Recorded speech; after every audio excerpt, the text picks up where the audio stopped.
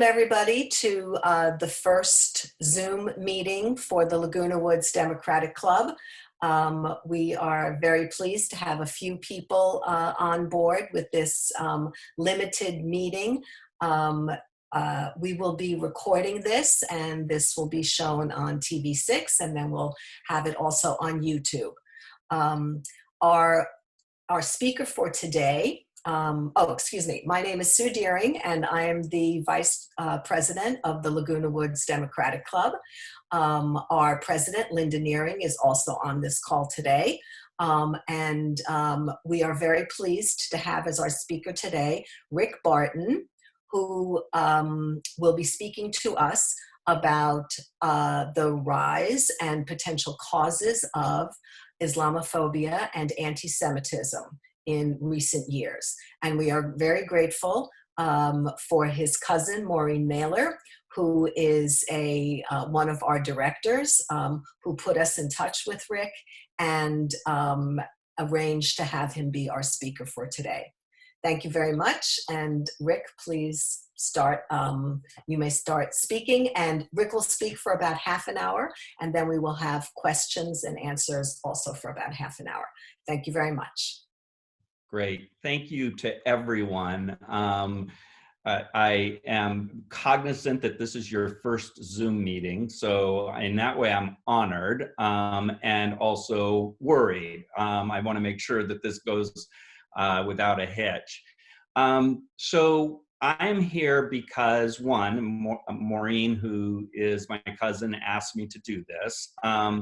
And I come from a couple of different places in terms of my ability to speak on these two issues.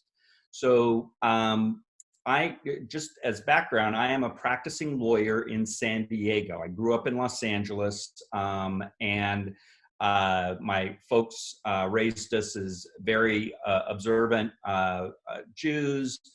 We were very socially active, and for a whole bunch of reasons that I can't, do in just a short amount of time. My focus really, in terms of the Jewish community, really focused on ADL. And so about 30 years ago, I went into the office in San Diego and said, I'm Rick Barton, I'd love to get involved. And since then, I have been extremely active in the ADL, and including I ran our Washington conference for 3 years. I was the vice chair nationally of international affairs. I was the chair of our education committee. I was the chair of our National Leadership Committee. So I had a lot of roles both nationally and locally with ADL.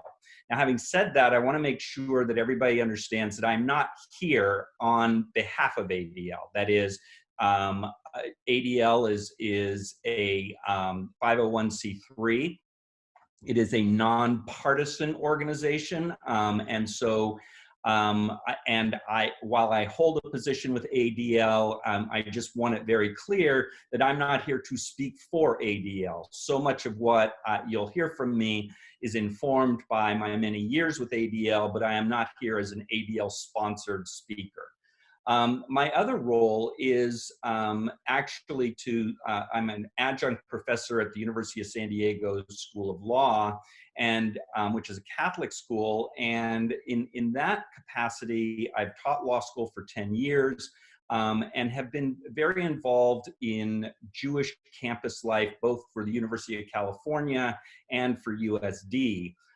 In 2010, I was appointed by the University of California President Mark Yudof to be on a committee that was designed to address campus climate, meaning how did students get along with each other, what was the culture on campus.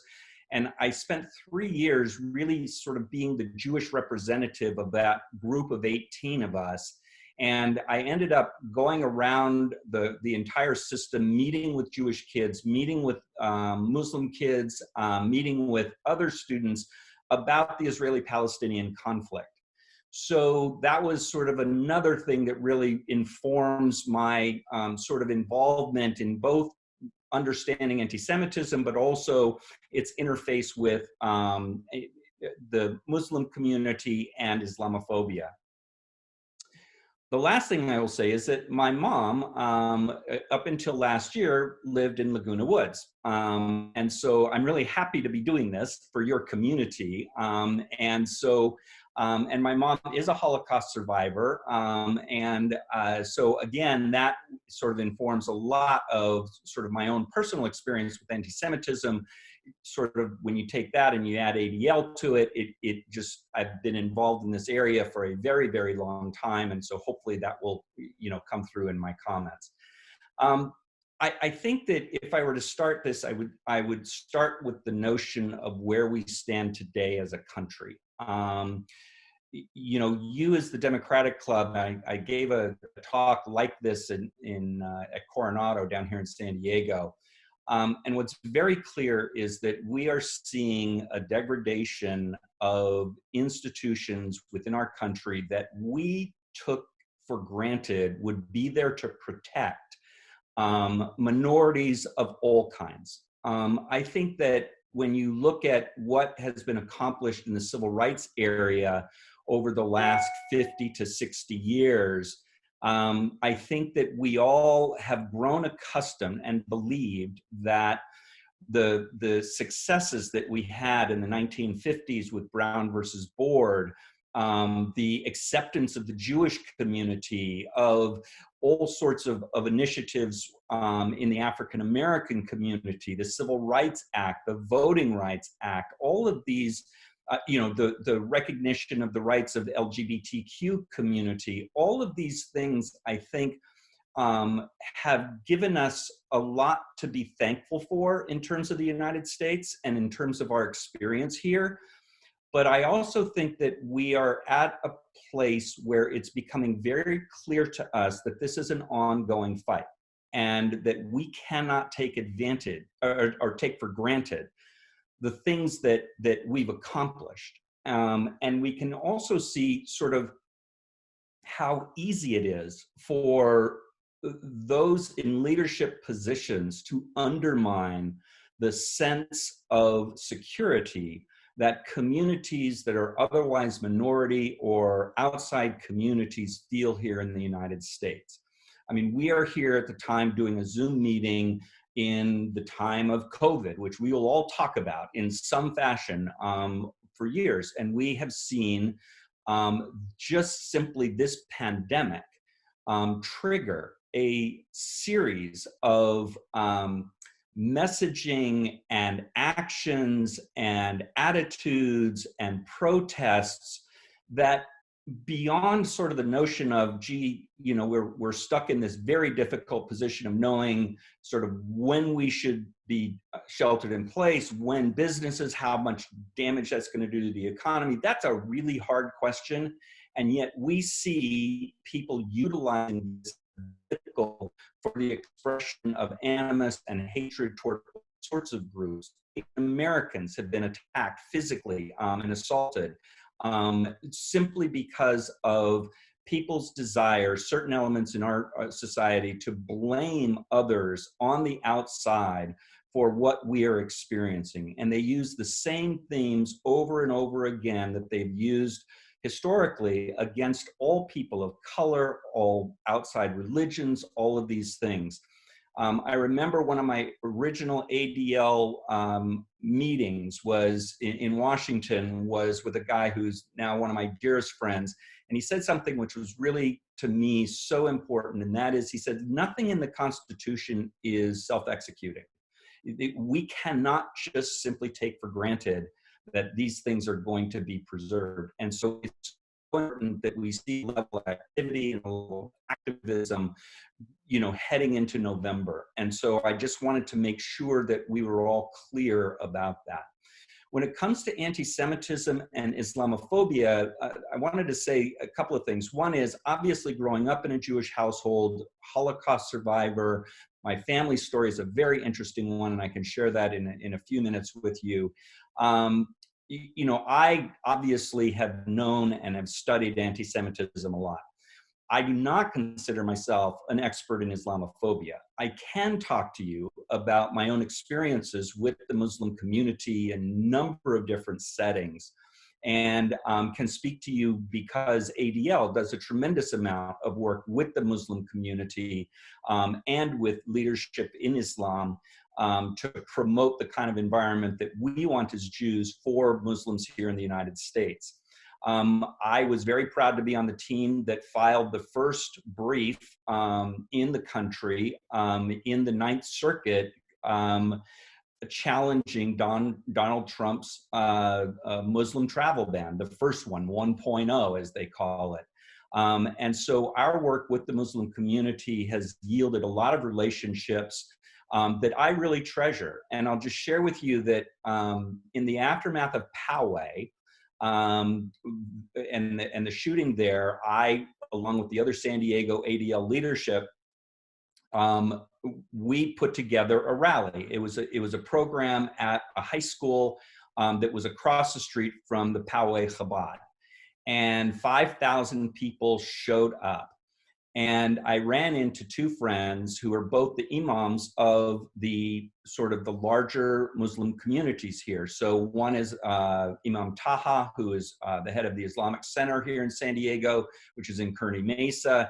And the other was Imam Youssef. And Imam Youssef is the imam in Escondido. And that mosque had been vandalized. Somebody tried to set fire to it about 2 weeks before Poway. And ADL was involved in that investigation. What I remember about that was Imam Taha and I had been honored to be part of a program at USD it's called the All Faiths Mass, and it's 1,500 people in the largest facility on the UCSD campus. And it was a wonderful thing for us to sit as colleagues and to be honored in that. And we both spoke about our respective communities. And when we saw each other at Poway, we looked at each other and we said, you know what? We share the same problem. And that is all we talk about in our synagogue, all we talk about in our community is security. Our meetings no longer are about outreach and about these other things that are so endemic of fundraising and everything else. Obviously fundraising, but it was all about creating safe spaces for Jews and for Muslims in the community because of the nature of the targeting, both in Pittsburgh and in Poway. For the Jewish community, Poway and Pittsburgh was a watershed moment. And we absolutely cannot overlook that. It is not that Jewish institutions in the United States have been immune from violent attacks. We've had shootings at JCCs. We've had different violent attacks. But Pittsburgh, the murder of 11 people attending a Shabbat service, and Poway, the attempted murder of people who were gathering there for Pesach, represented huge moments for us in terms of our safety and our security. We, as the Jewish community, are in a very different place than my parents' generation was, than the generation of my grandparents in terms of our safety, our security, our ability to worship. Elie Wiesel called the U.S. Jewish community the blessed exile, the one where we really got as close as we could get to true realization of our mobility, our freedom, etc. And the idea that people would walk into synagogues and open fire with AR-15s on people in a synagogue was a game changer for all of us. And so we had for many years in the Jewish community, if somebody went to Europe and they would visit a European synagogue, they would come home, and 10, 15 years ago, they'd go, oh my God, the security, you just can't imagine. You have to go through a metal detector. You know, could you imagine that here in the United States? Well, that day is here, and there is no getting around that. And we'll talk about causes of that in a moment. For the Muslim community, they also have obviously violence that they are very, very concerned about. Christchurch, the murder of 51 Muslims worshiping there. There's a straight line between what happened there to their community and what happened in Pittsburgh and in Poway. It is white extremists, nationalist extremists who basically see it as their obligation to address what they see as a gigantic threat to the United States, that is, to what they perceive to be the United States. And that is to essentially eliminate outsiders that constitute a threat. And it's a threat to the sort of overall fantasy that they have of America as a white Christian nation.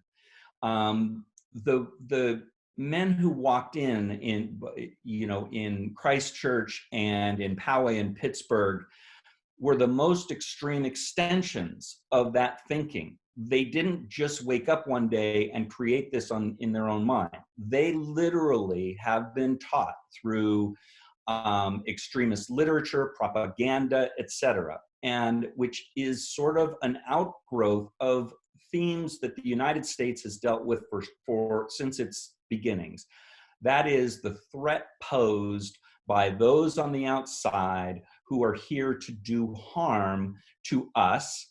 And the way I always describe sort of bigotry itself is it's always an exaggeration and a distortion of the potential danger that another group poses for whatever group that the individual perceiving that happens to be a part of.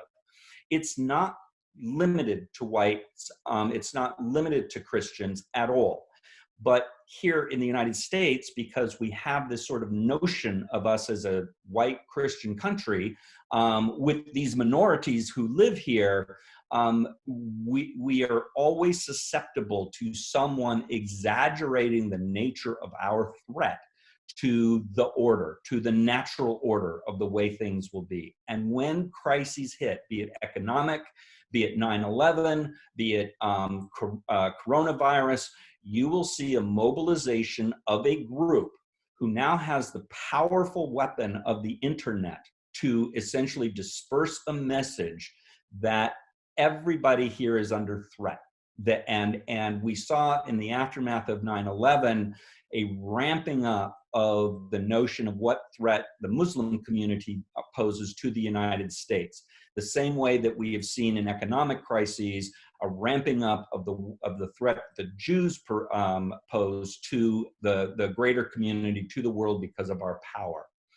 They see us differently in terms of the kind of threat, in terms of the Muslim community and ours, and they, in the United States, in the recent years, they've reacted differently. So there are different manifestations of anti-Semitism and Islamophobia.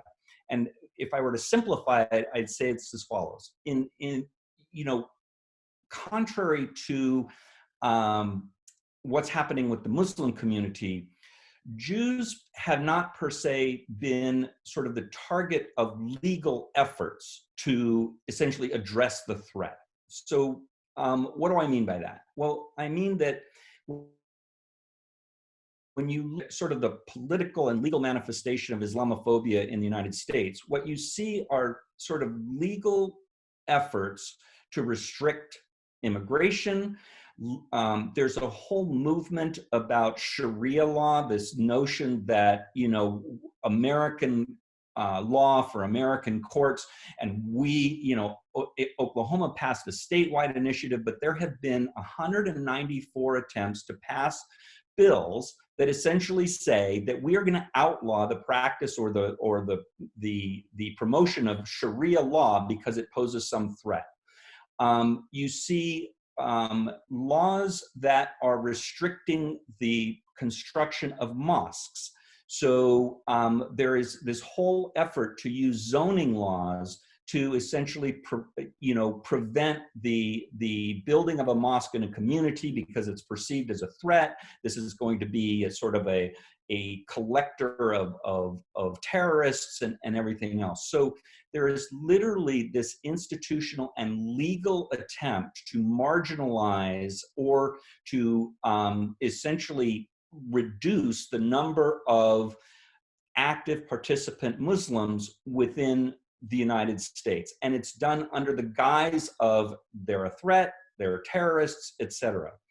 For Jews, it's different. You don't see those kinds of legal efforts to essentially restrict the building of synagogues, to restrict Jewish immigration, to do anything. It's different in its manifestation, but it's not different in its cause.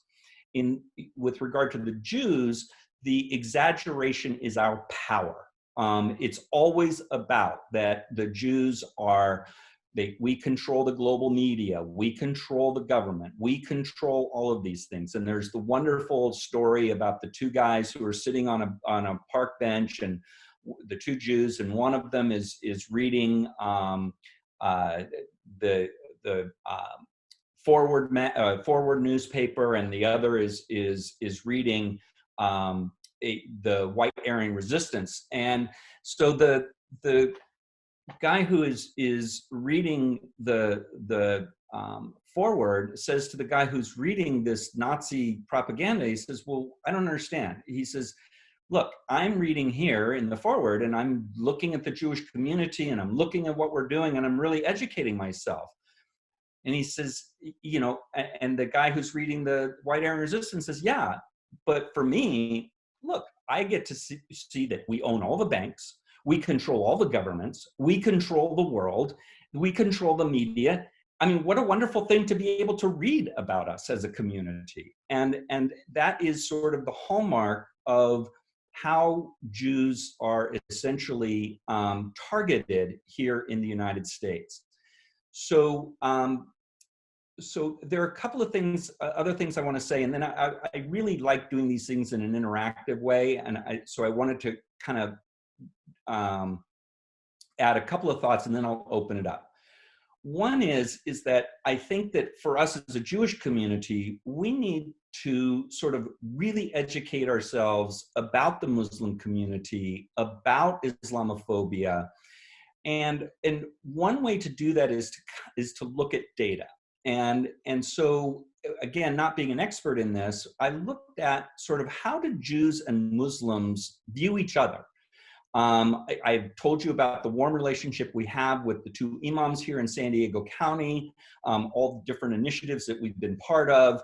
And I'll get to the Israeli-Palestinian conflict and the degree to which that creates tension between our two communities. But when you look at the data, there are a number of really good organizations that measure attitudes toward Muslims, attitudes towards Jews. Obviously, ADL does that a lot.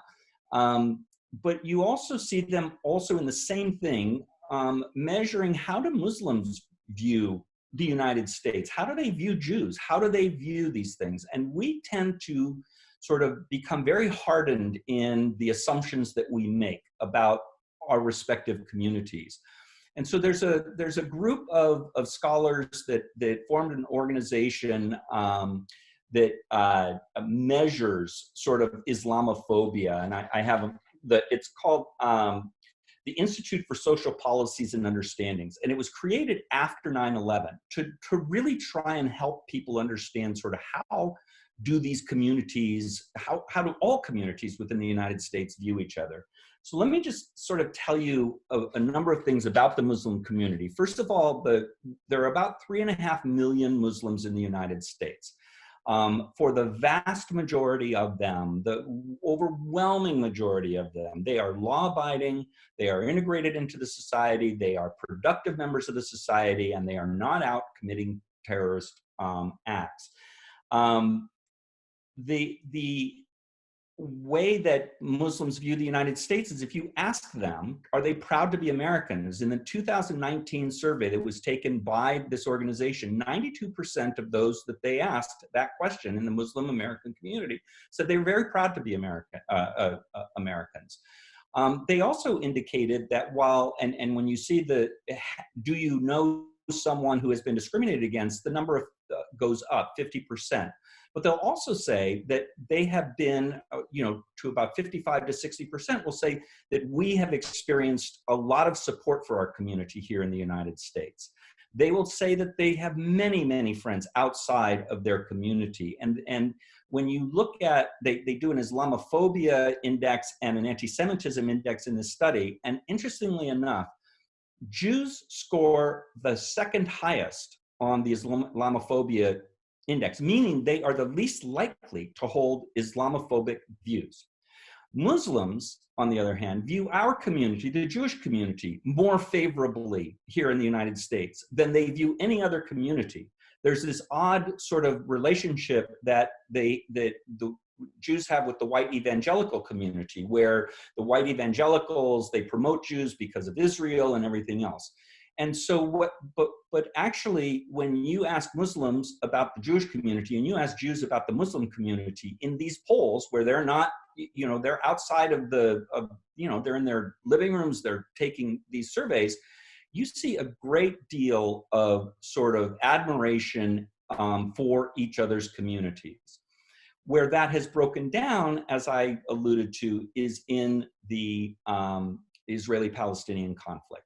And that has created a tremendous amount of difficulty for our two communities. And that is where when I was on the committee for the University of California, I witnessed firsthand what is very clearly anti-Semitic sentiment that is being expressed by supporters of Palestinians in the sort of guise of they are simply trying to promote Palestinian rights, etc. The characterizations of Israel are extremely, extremely difficult to listen to. And there is a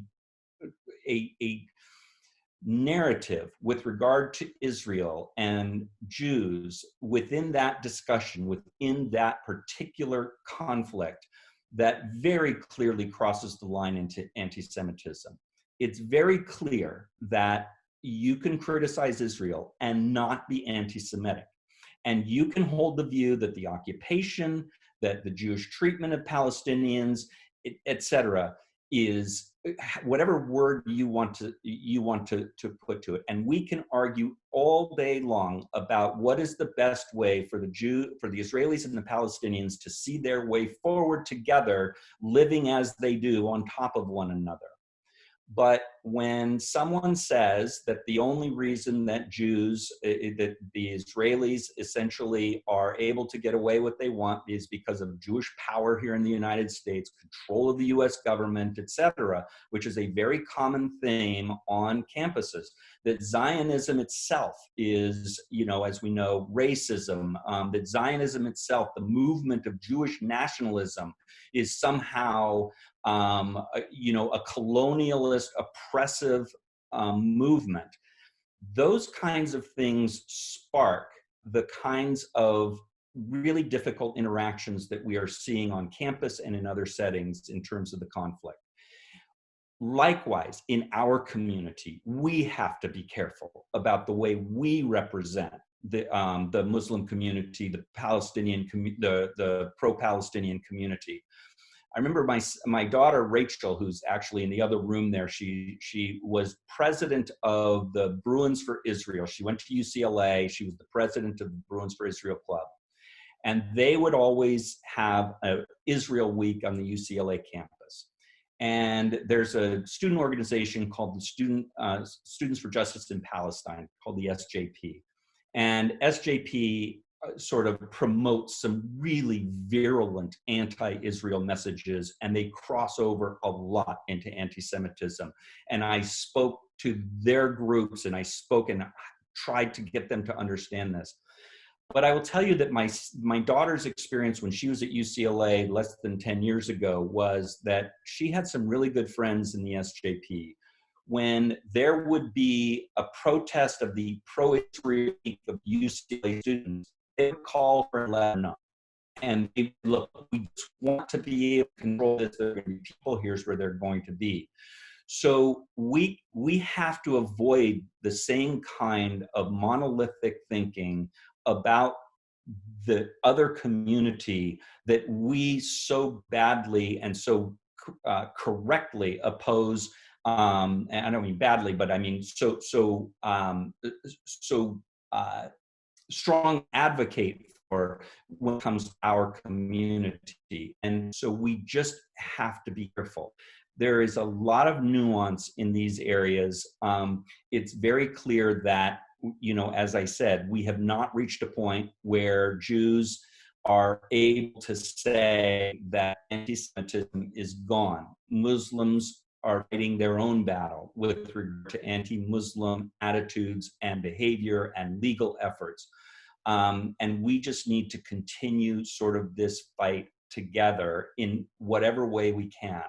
And so, you know, ADL has always said that, you know, the goal of the organization is obsolescence. We would love to just close up shop and essentially go on, you know, and live our lives as Jews. We know that that's not going to happen, and at least in the foreseeable future. And so we just need to remember who we are and what got us to this place of, as Elie Wiesel said, a blessed exile with this huge asterisk that it's just not over in terms of the conflict. So with that, I will stop, and I will open myself up for questions.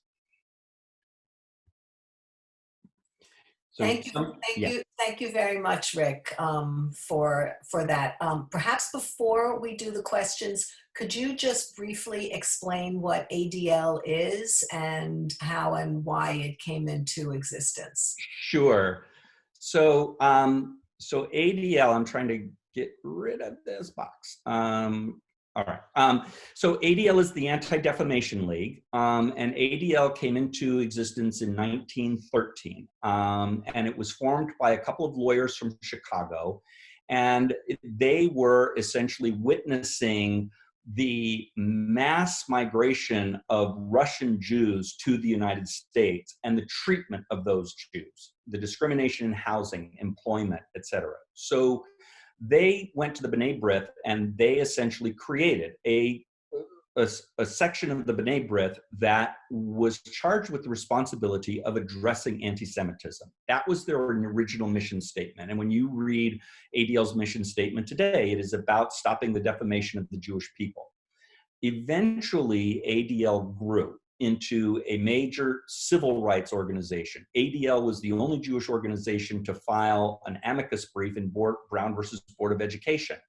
And the reason is that the leadership in ADL, through, you know, their work in attempting to address discrimination toward Jews in these different areas, the violence, the housing discrimination, discrimination in terms of admissions to college, et cetera, believed that by allying ourselves, the Jewish community, with other communities that were being discriminated against, that we could together address these problems. That is, discrimination against one is discrimination against all. And to the degree that these attitudes are allowed to remain for one group, they will continue to affect another. And so a lot of partnerships have been developed between ADL and other organizations. And so today, ADL is a worldwide organization. Our main focus is Jewish security. And so that is, you know, something that you will see at the forefront of our efforts. But at the same time, we do a lot of work. As I said, I was on one of the teams that filed the brief, and that was an ADL team that filed an amicus brief in the Muslim ban case, all sorts of civil rights efforts in all the different communities. So that's what ADL is. We are around the world now, based in New York, and that's what ADL is. Okay, thank you very much for answering that question. And now anybody who has a question, you can raise your hand in the participants area, and hopefully Lindsay and I will see your hands, and then we will call on you and unmute you. I know Marcia Goldstein has some questions. So I have a written question. It's actually a really good question here. And let me take this because I think it's a really good question. So it says, given that ADL is nonpartisan or apolitical, what is its view, or does ADL see a relationship between our current White House's leadership attitudes and the increase of hatred for minorities and racial violence? So actually, ADL has been very, very vocal about the environment that has been created by this administration, by sort of the movements within the Republican Party that clearly have sort of taken the tact of white nationalist dialogue, white nationalist ideas. And so ADL has been extremely outspoken, but also, like many other nonpartisan organizations, have highlighted the danger of these of this movement, of sort of the tearing down of old taboos, the tearing down of sort of those things which were inhibiting, those at the extremes from acting out. And so they've been very vocal about that. Where the nonpartisan difficulty comes in is really in criticizing. So you'll see that in a lot of ADLs and all sorts of other 501c3s, you'll see an effort to address the policies, to address the comments without labels, without saying that it's disqualifying from office, etc. You take the statement, you take the policy, and you address it. We can't be inhibited by our nonpartisan status if somebody comes out and basically says that, Jews are responsible for this, Jews are responsible for that. That's not a political stance. It's not favoring one party over the other. It is addressing words. It is addressing ideas, addressing policies on our community. So you see statements, some of the things that have been said by Trump and by others in his administration about Jews, you'll see that that ADL, like other organizations, have been very vocal in their criticism of those comments and those policies. At the same time, we can't then say, and therefore vote for Joe Biden, or therefore don't vote for Donald Trump, because then we're going and we're crossing the line into essentially political advocacy, which we really cannot do.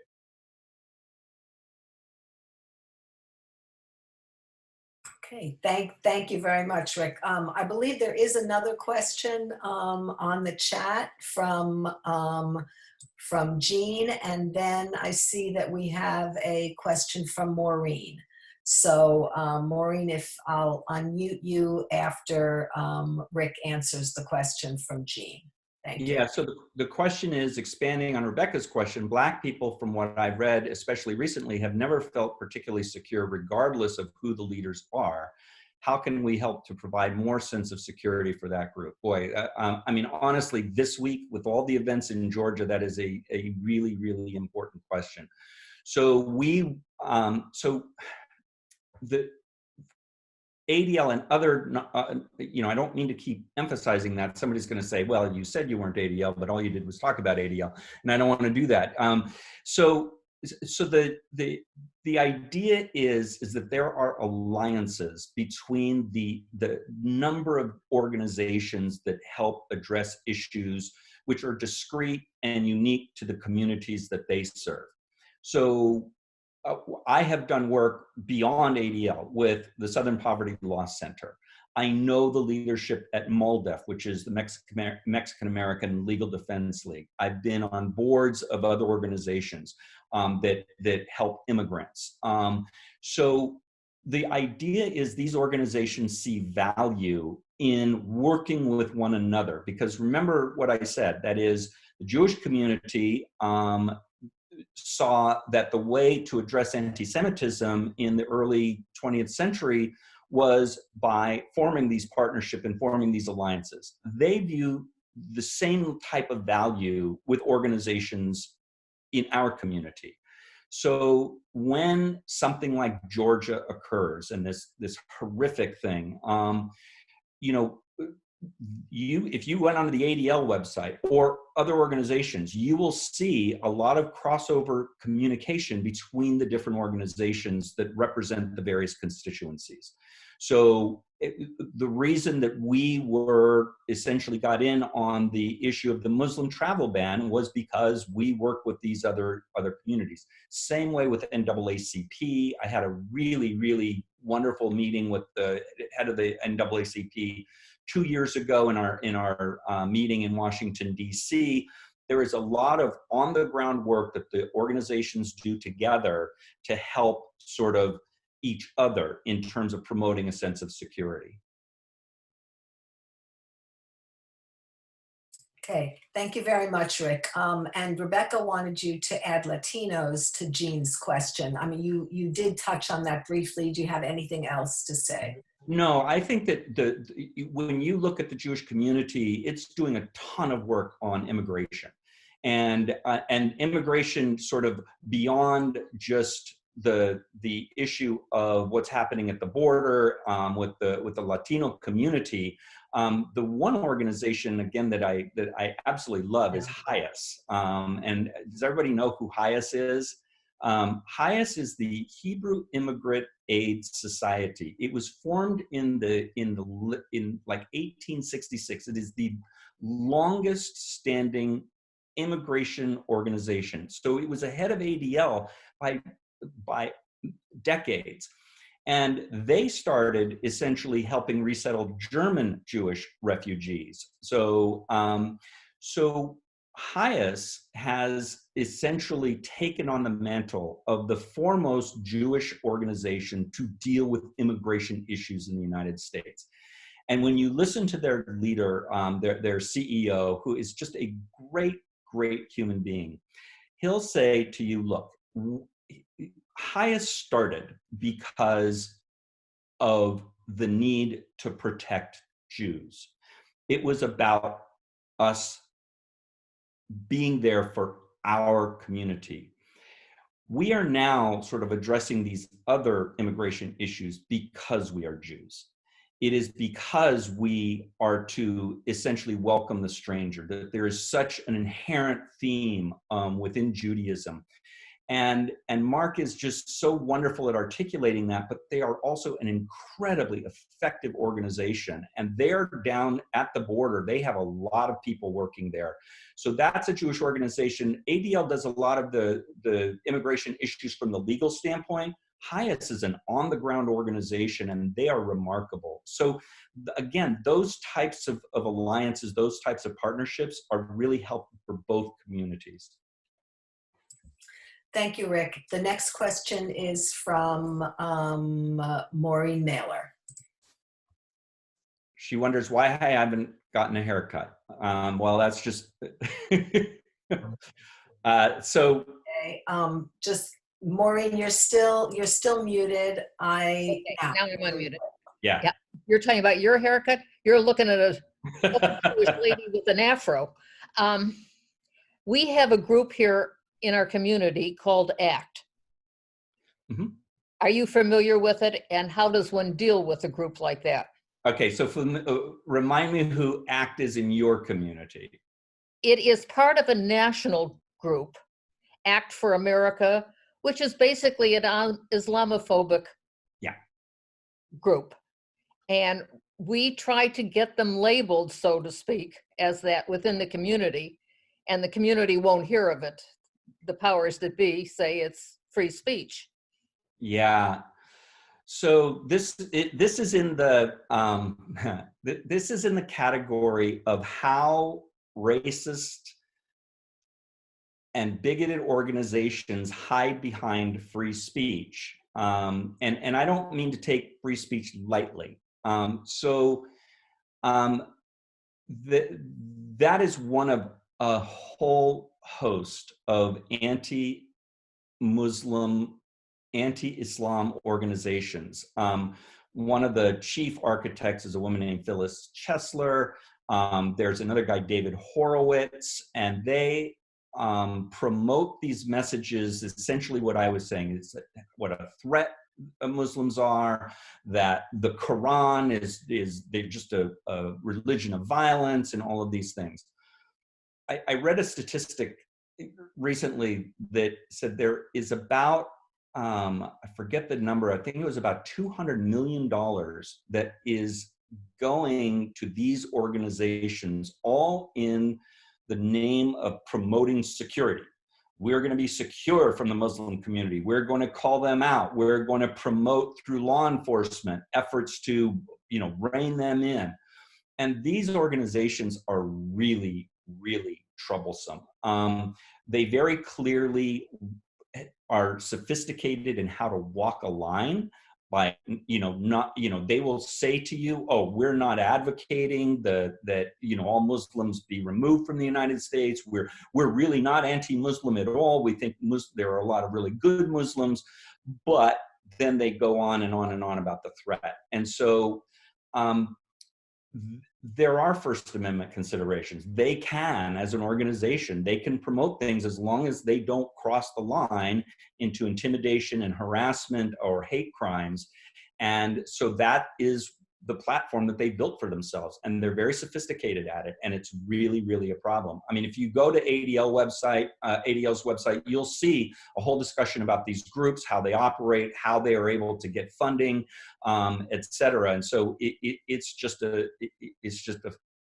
phenomenon that we have to deal with. And the proliferation after 9/11 was just huge. And who could argue that there wasn't a threat, right? And so they hide behind that. And again, it's the exaggeration, it's the projection. If some of them did this, they all must be doing this, et cetera. And that's what it is. That's what racism and bigotry and all this is. Thank you very much. The next question is from either Joel or Marcia Goldstein.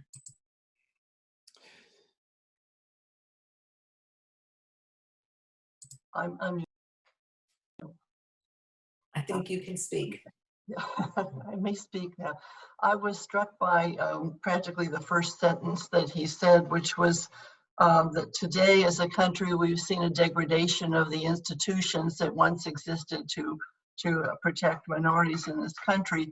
And in reflecting on what we're seeing in the rise of these groups, even now the coronavirus protesters with their Nazi flags, Confederate flags, their rifles and all that stuff. At the heart of the situation, I think, are people, a lot of people in this country that hate the government. They hate the government, and the manifestation of that is to take on everybody that they think can be blamed in some way for being involved in that. And this goes back, I don't know if it goes back to the Civil War, where you had a government that you were conquered by a government.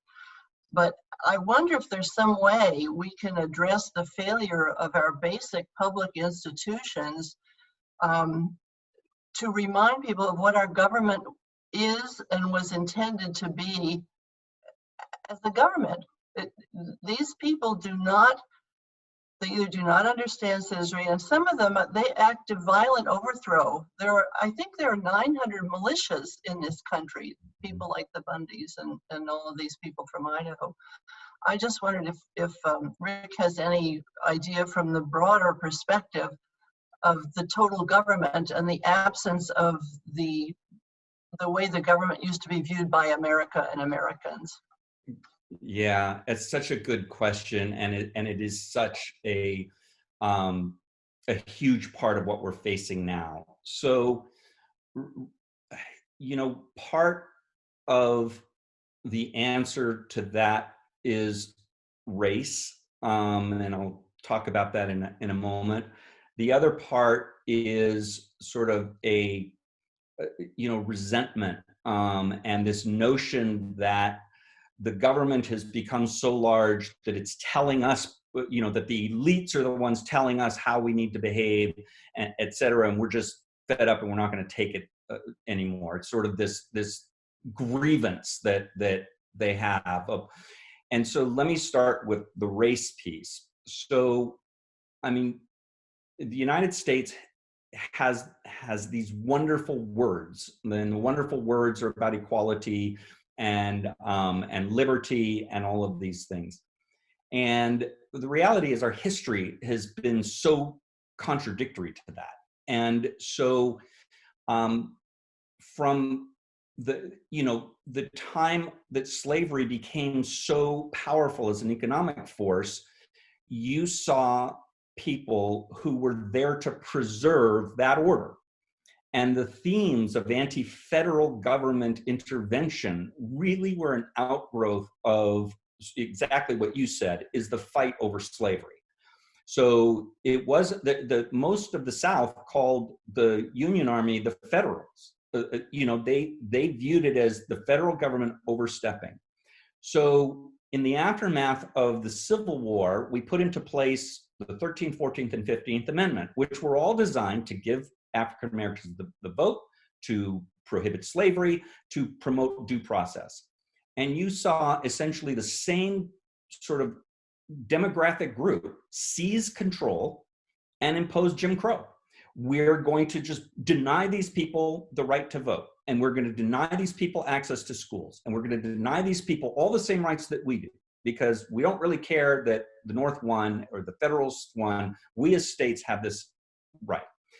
So that kind of went along. And then you see Brown versus Board of Education. And all of a sudden that threw shockwaves through that community. And then you see the Civil Rights Act and you see the Voting Rights Act. They viewed this through the lens of, you are taking away this structure that we had in place.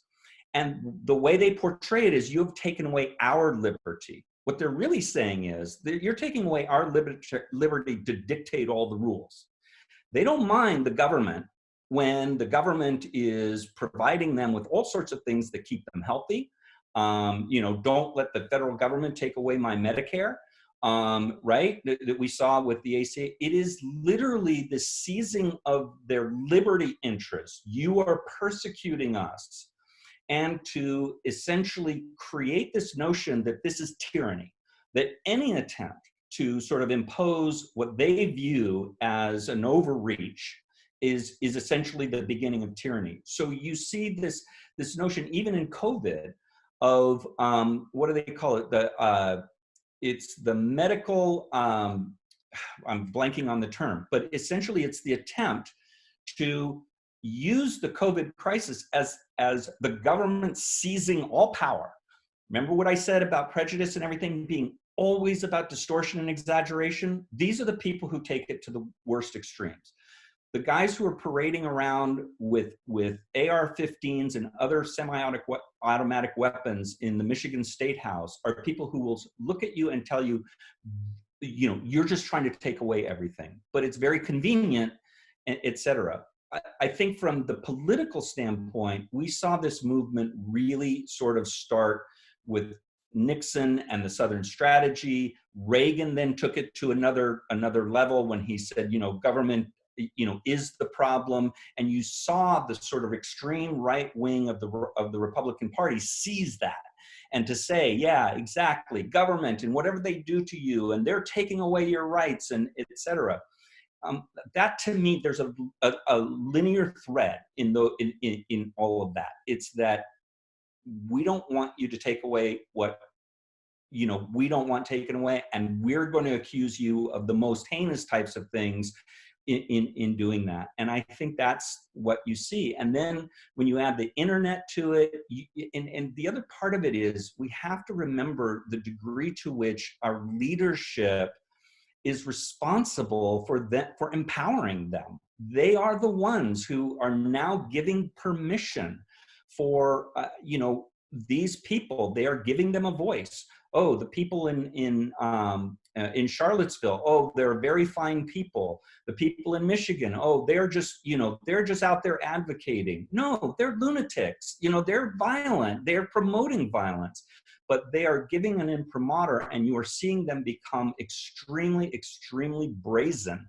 And when you look at what happened with this incident with the African American man who was hunted down by these what did you see? You saw literally these two guys get into a white pickup truck because somebody in the neighborhood had been reported to be, burglarizing. By the way, that was completely untrue. There were no burglaries, and that county's police department confirmed that there were no burglaries in that neighborhood. But they literally chased him down with weapons. And you saw another act in North Carolina of vigilante groups now walking around and enforcing. Where did you see that before? Right after the Civil War, Reconstruction. It was, we're going to take this back. So that's a long-winded answer, but it's a really important phenomenon to remember.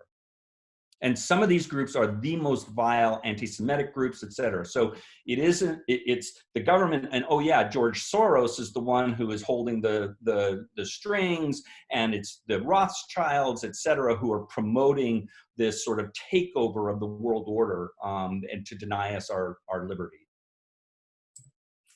Thank you, Rick, for that very complete answer. Do you see Deborah David's question on the chat? It says, do you think there is a risk that the Palestinian-Israeli issue may undermine democratic unity in the upcoming election?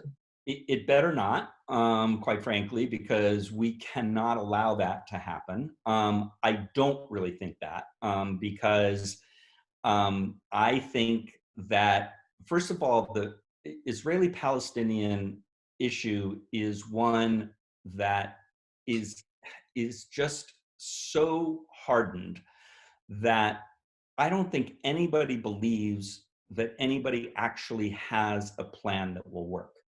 Right now, both sides are so entrenched in their positions, and it's why you've seen sort of this 10 to 20 years of complete stalemate on both sides. You're seeing this horrific thing of annexation and that now with this government, that could possibly trigger a lot of argument between traditionally democratic constituencies, particularly those in the younger people and those who sort of have a lot of sympathy for the Palestinians. It's going to sort of increase the animosity toward Israel to the extent that Biden comes out and there isn't something that he does which, satisfies that. I think that does have the potential, but you know what? We need to just keep reminding ourselves the threat is not them. It's not this issue. It really is sort of the larger issue that we're facing in terms of the leadership now. Thank you. Thank you, Rick. And there is another question from Jean that's in the chat. Either I can read it or you can. The Jewish idea of welcome the stranger, from what I keep reading and hearing on the news, seems at odds with interactions between Israelis and Palestinians, for example, relating to the West Bank settlements. How can we understand and reconcile this? Yeah, I mean, it really is the question, and if I were to look at how the world has always viewed the solution to this, it is that they have always embraced two-state solution, a Palestinian state living side by side with a Jewish state. People need to remember that there are 1.5 Arabs, Muslims and Christians who are Israeli citizens. They vote, they're in the army. Those are what people refer to as the Palestinians who did not leave to go to the West Bank. So while there is discrimination and there are problems between the Israeli Jewish community or the government of Israel and the Arab Israeli citizens, we can't lose sight of the fact that those citizens are treated so much better than they are in other parts of the Middle East. So when you look at the settlements on the West Bank, that is a geopolitical issue that is just simply intractable for reasons on both parties' part. So from the Palestinian perspective, they have wanted a Palestinian state, but there are forces within the Palestinian movement who just will not settle for any compromise. So I will tell you this story without boasting, but I sat in rooms with Yasser Arafat. I was part of a team that, on behalf of ADL, that went to visit Palestinian leadership right at the moment around my first visit with Arafat was with a group in 1999. I was back in 2001, back again in 2003, trying to essentially get the Jewish community to assist in getting the Israelis and the Palestinians to an agreement when everybody thought it was possible. In 1999, we were sure that there was going to be an agreement, and we were shocked when in 2000 the Intifada started and it all started to unravel. But when you listen to what happened, it was that everybody had agreed in the Oslo agreements to essentially the peace plan. And that is that the West Bank and Gaza would be a independent Palestinian state. They actually started building a Palestinian state house in a little place in Jerusalem called Abu Dis. We went and visited it. It wasn't just the leadership we were with Palestinian journalists, etc. And all of it was about, okay, we need to accommodate both the Palestinian claims and Jewish claims. The settlements were a part of it. And the settlements at that time were there and they had started, and you can argue all you want about, their legality and about what it did. But the reality is that there was always an agreement that certain number of settlements would stay, and that the Palestinians would get a likewise a swap of land that would accommodate sort of the loss of the land, and the land would be in the Negev desert in Israel. So the formula has always been there. It was always about refugees. It was about payments. It was about it was about land, and it was about mutual recognition. And Arafat, when we sat in the room with him, we were sure. We were literally talking about what it would look like. And at the end of the day, the following year, he basically went and he undermined everything at Camp David with Clinton and with Ehud Barak. And basically he said, I couldn't sign off on an end of conflict deal. So we went back in 2001, we went back in 2003, and it was clear that they wouldn't. And our last visit in 2003, and I'll never forget that visit, we met actually with people who were rebelling against Arafat. So Mohammed Dahlan was one of them, and we met in this house in Ramallah, and the meeting was them telling us, because they viewed us Jews as very powerful, right? And we don't try and dissuade them from that. They were basically saying to us, look, we need your help. This is not helpful. But Arafat and Fatah were so powerful. And then as Mahmoud Abbas came into power, etc., the forces that are standing against this just have overwhelmed people who want to. If you ask today in the West Bank, if you've gone, and I have been there every single time I've been to Israel, which is a lot, and you walk around and you talk to Palestinians, polls showed that between 50 and 60% of Palestinians today in the streets support a two-state solution. They support making peace with Israel. It's not about them. And so it literally is about the leadership, which is so corrupt that they're just unwilling and unable to make a deal. They're also incredibly afraid of groups like Hamas, who will essentially, they believe, commit violence if they do that. They look at Anwar Sadat and they see, hey, Anwar Sadat, he came to Jerusalem, he made peace with Israel, Israel gave back the Sinai, and what happened is the Muslim Brotherhood eliminated Sadat for the crime of, etc. And Arafat said that to Clinton at Camp David. They will kill me if I sign off on an end of conflict. So that is all a very long story to tell you about how that it is not just about the Jews, it's not about just the Israelis, it is not about just the Palestinians. It is about forces that have overwhelmed that situation in a way which has just made movement toward peace really difficult. What is my time here? That is a very distressing answer. Yeah, it's a whole other lecture. We do have one more question, and the question to you now is, do you have time for one more question, or shall we call it there? I do. I am here, and because if I don't, Maureen will, she'll. No. Well, right. I'm not even sure we'll be allowed more than 1 hour on TV6, but we have one more question from Rebecca, which is, as people are losing jobs in the USA due to COVID-19 and the economic divide increases, what can you foresee will happen in terms of racial divide and racial violence? So you need to look into your crystal ball on that one. Yeah, I mean, if you thought that my previous answer was depressing, this is, I think, you are already seeing a huge disparity in the impact of COVID in minority communities, both in the African-American and the Latino communities.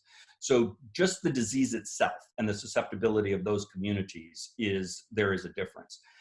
We already have an institutionally determined disparity in opportunities between people of color and the majority population that's actually going to become minority. So there is nothing that I can see that is going to alleviate that structure, those barriers. It's just, I just don't see it. And so when you look at both the really, really different impact on the minority communities, and you then add to that the only way those communities are going to be able to survive this economically is through help, and help either from the private sector or the public sector, I think they are in for a very, very rough ride. And then I also think the last comment about racial violence, look, I mean, all of the guys carrying AR-15s and the people talking about sort of, tyranny and those protesting all of this, and, that this is going to be used by the government to take over, they are also the most vile in terms of their racial attitudes. And if violence comes out of those groups, I really shudder, and I am really concerned about the vulnerability of communities of color in terms of their susceptibility to that. I really, really am. I wish I could be more uplifting. Okay, Rick, if I could just ask one question, if there's one thing that all of us could do and that we recommend and recommend for all of our Democratic club members to do, besides vote, what recommendation would you have for us? Get 10 other people to vote who have never voted before. That's what you can do. So yes, us going to the polls is going to be really important.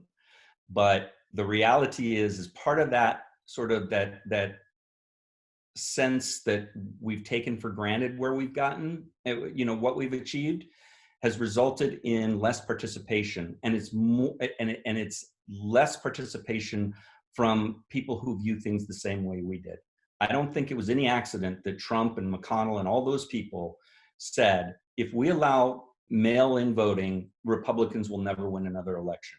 So this isn't just about us going out to vote. It's about mobilizing everyone. We are not going to change Trump supporters' minds. We are never going to do that. Those who are most hardened, we have to outnumber them. And the only way we're going to outnumber them is by remembering that nothing about this is self-executing. It takes action on our part. Well, that certainly is exactly what we're going to try to be doing in the next few months. And we might have to do it from our living rooms, but from wherever we will do it, we will do it. We're very fortunate in Laguna Woods. We have very good voter turnout, and we have lots of good volunteers. So that's easy for us to do here, but we need to do whatever we can to ensure that the same thing happens all across Orange County, all across California, and all across the rest of the nation. So, okay, well, thank you very much. certainly to you, Rick Barton, for having been our speaker today. This was very interesting. I'm sure the people who will view it on TV6. Thank you to TV6 for being willing to broadcast this to us. Thank you for all of the members of the board and various committees who joined us today. And a huge thank you to Lindsay Lefebvre from the Democratic Party of Orange County, who made all the logistics possible. Thank you. Thanks a lot, everybody. Be well, be safe. Thank you to everybody, and I think we will say goodbye, and I will stay on with Lindsay just for a minute, okay? Thank you so much, Rick. We know that you're very busy. We really appreciate you taking the time. You bet. Thank you. Thank you.